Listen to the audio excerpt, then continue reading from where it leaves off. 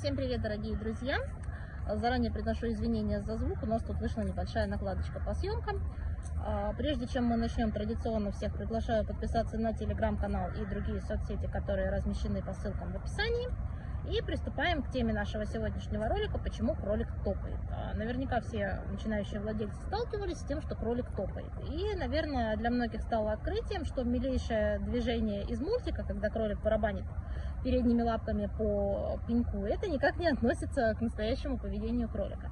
Когда кролик топает, он отталкивается задней пяткой от земли, прям вот подпрыгивает, и либо одной, либо прям двумя, и звук получается очень громкий. У такого поведения есть несколько причин. Во-первых, кролику может быть страшно.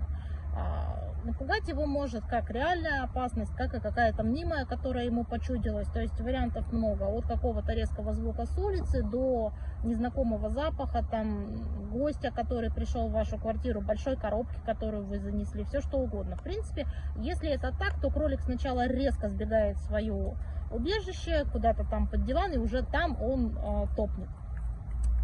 Второй вариант – кролик недоволен. Недоволен он может быть много чем, например, перестановкой в комнате. Кролики – животные привычки, и им очень важно, чтобы все оставалось так, как есть.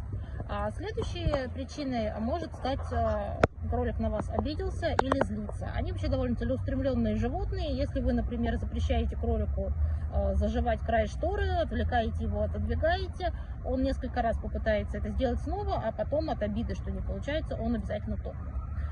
Дальше кролик может топать от того, что он хочет привлечь ваше внимание.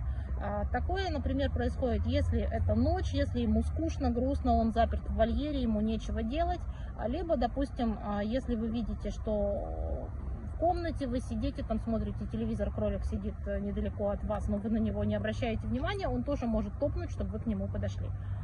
И, наконец, последней причиной может стать то, что у кролика гон.